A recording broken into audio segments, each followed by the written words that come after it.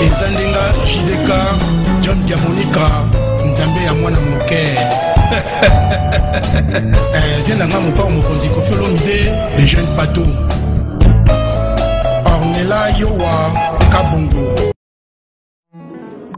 JDK mopa mokonzi soda poto John Diamonica mwana mbalo mwana ta moto akolinga baninga pe aza moto monene ya kosunga ninga. JDK mopa mokonzi baloba balinga te yonde. JDK mopa mokonzi. Abonnez-vous massivement na chaîne ya JDK mopa mokonzi. Mwana mbalo na mfosa miliki mpa bolinga bato ba congolais na ba français bandimi JDK mopa mokonzi batika ye afanda na ngwende na ba conseil ya malonga o ezo sunga mokimo JDK mopa mokonzi batika ye yende soda poto.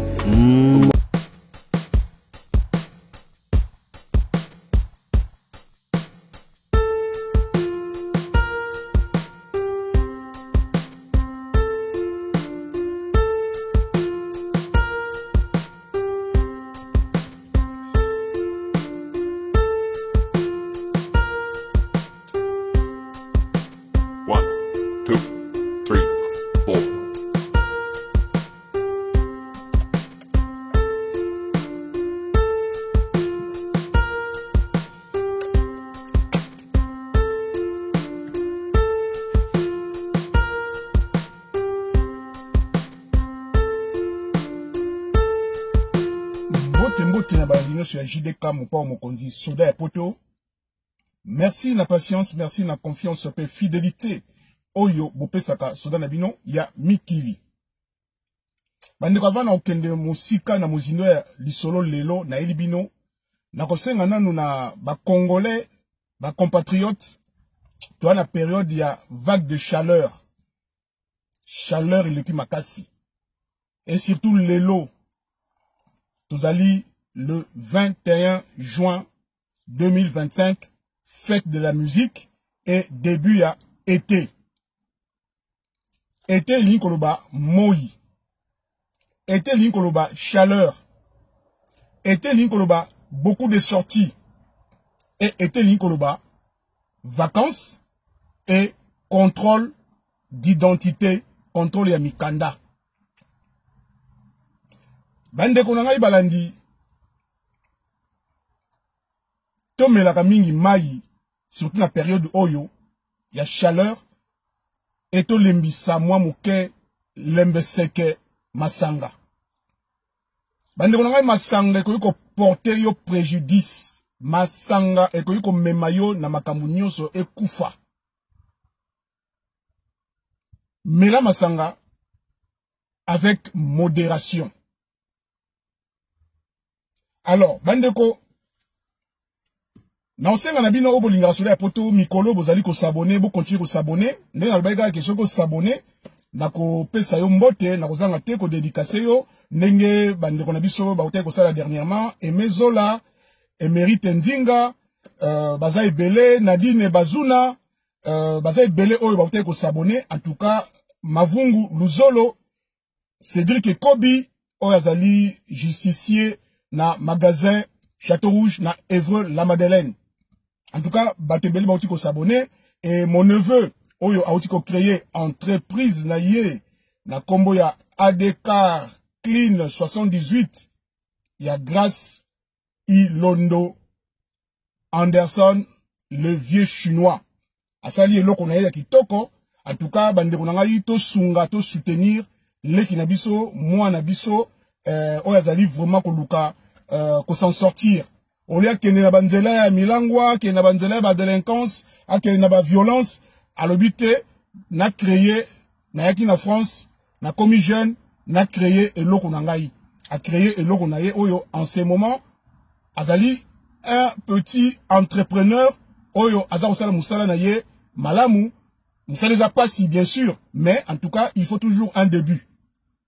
Donc, bandeko nous sommes linga ba cleaner, ba sokolab nos voitures, ba nettoyer voiture intérieure, extérieure, voiture na yo ezonga ya mombamba ezonga ya sika toute neuve benga soda ya poto na kopesa yo numéro na ye a se déplaçaka partout aux ali akoya na matériel na ye aya musala na ye après au foutier mbongo na ye akei donc société na ye ADK Clean 78 ya Grace Ilondo Anderson les vieux chinois na 78 dans les Yvelines. Voilà, donc bobenga vraiment mingi to soutenir moi na biso. Merci beaucoup. Na bino surtout oyo bolingaka soda ya poto. En tout cas nako bosanate le sponsor officiel.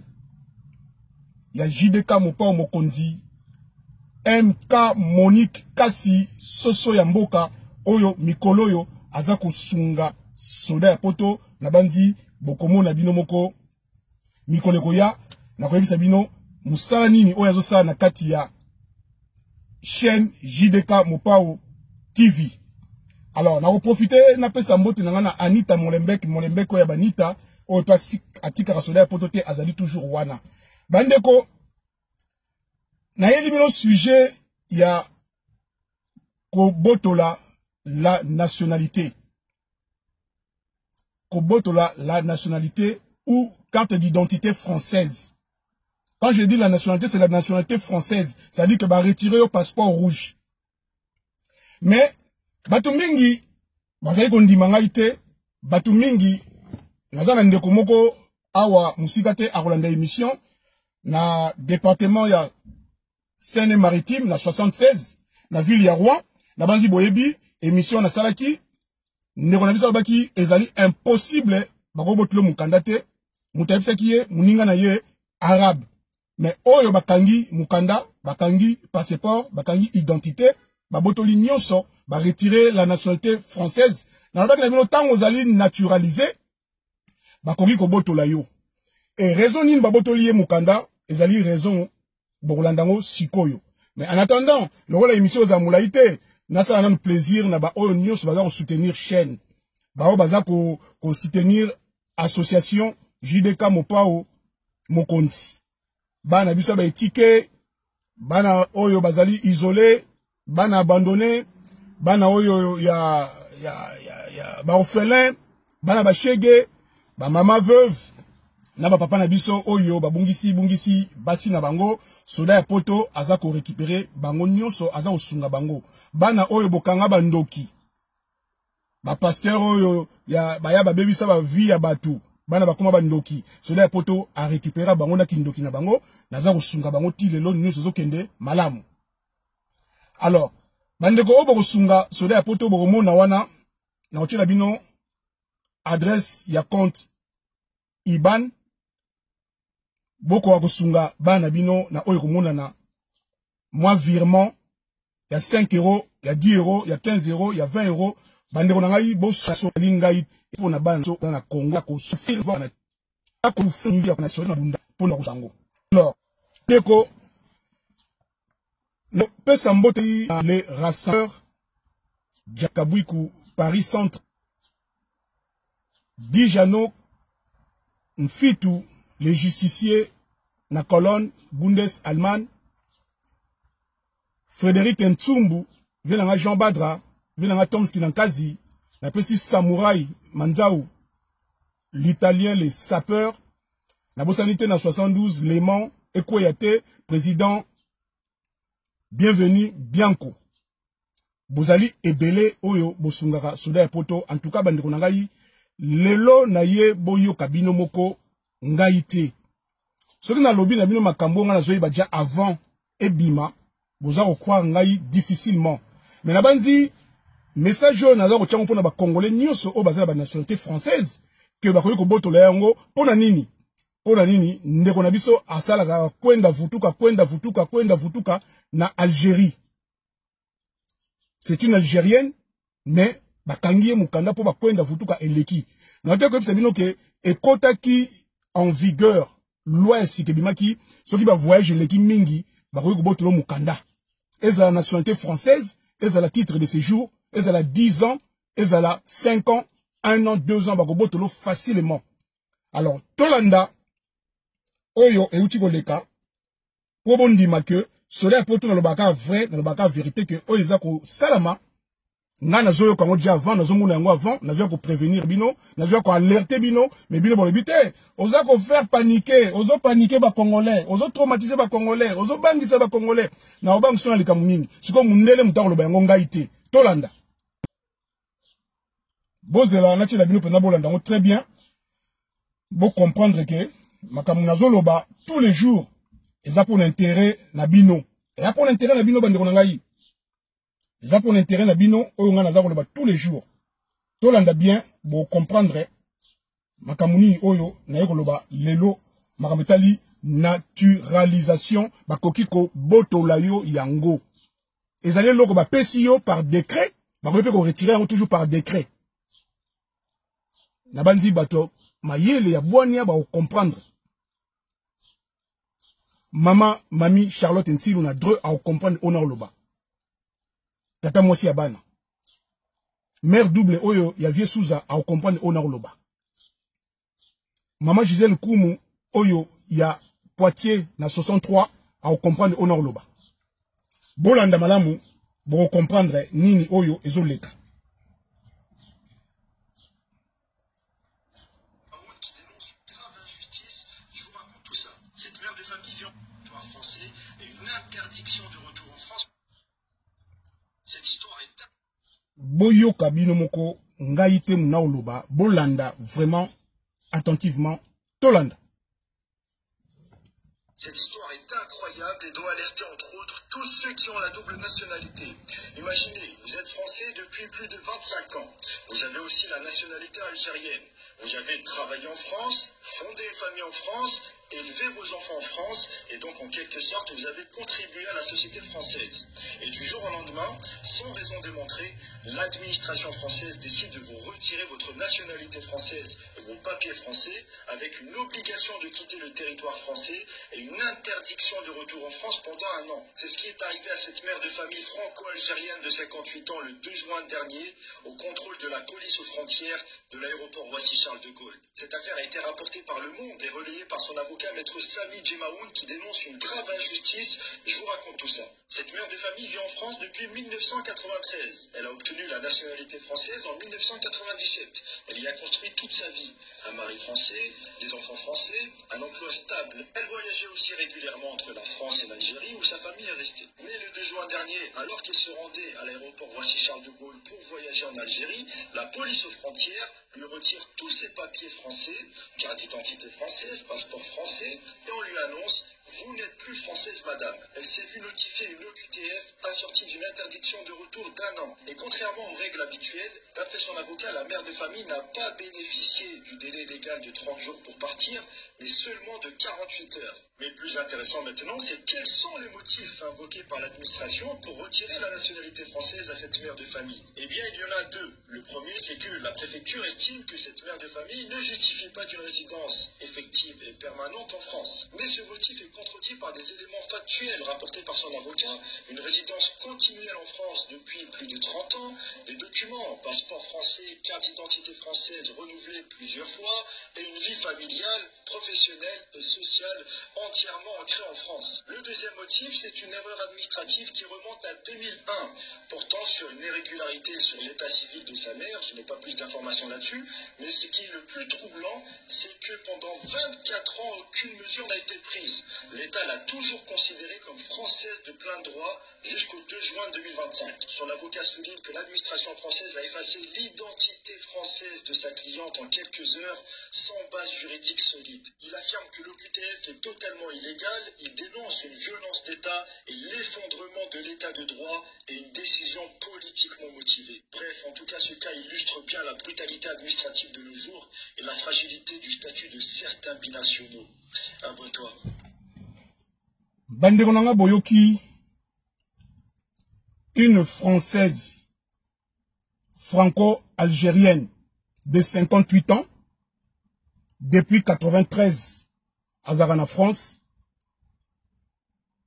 a eu la nationalité française na 97. Bandekonanga, mais baboto lié en union malgré Azana Mobali, il y a français, Mundele, bana ba français, mais baboto lié nationalité française. Pourquoi? Parce que elle a été naturalisée. Et bah, petit motif, domiciliation fixe et zaté. C'est-à-dire que, bah, kwenda vutuka eleka qui tellement que, bah, yako ciblé, bah, kanye na aéroport, bah, botolier nyonso, bah, retirer nyonso. Ndeko na ngai ozolanda ngai. Oza ba doute, olobaki, okoki noko bo makutu. Okoki na yokutu kosala ba bêtise na olingi, okene prison 30 ans, 50 ans, mais bah, boto la nationalité française te, naturalisation te. Oyoki, Olandi, partagé, yebisa la bande connue surtout au bazar la nationalité française, au bazali naturalisé. Je précise bien, parce que toujours c'est comprendre les logo moko. Je précise bien, naturalisé français. Donc par décret. Oya botami na yango, ba retiraka yango ti. Na pesa un exemple, ya moi nangai, abotami française, elle restera française, elle mourra française. Bako retirer yango ti. Mais oyo azui yango par décret. C'est-à-dire ba pesi ko pesa naturalisation. Ata obotama awa. Mais ce qui ozwaka nationalité française te oyo ko senga est commis par décret. Ndenge ndeko ya moi si na ndenge na betlemo li solo ya semi comment il s'appelle semi seba. Oyo azalaki franco-béninois mais ba botola nationalité française ba retirer naturalisation na ye, ba tigela nationalité na ye béninoise. Donc c'est possible ba retirer yo nationalité puisque ba pesa ki ko pesa so ba moni ke makambu ozo respecter ba valeur ya France te, ozo respecter ba principe ya république te, ba ndeko na ba retirer yo. La preuve en est que ba retirer nationalité française. Donc prenez conscience ba ndeko na je vous dis que vrai les informations on na zwaka avant binobo yeba yango.